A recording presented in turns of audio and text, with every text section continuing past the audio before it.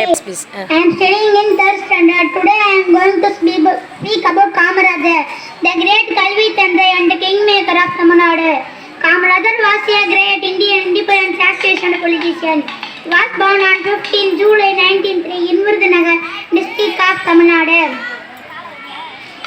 He was born on 15 July 1903 in Virudhunagar, district of Tamil Nadu. His parents were Kumaraswamy Nadar and Sivagami Ammal. Kamarajar is the man known for his simplicity. He was the chief minister of Tamil Nadu for 9 years. He introduced midday meal for poor children.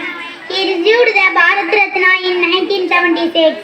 He passed away on October 2, 1975.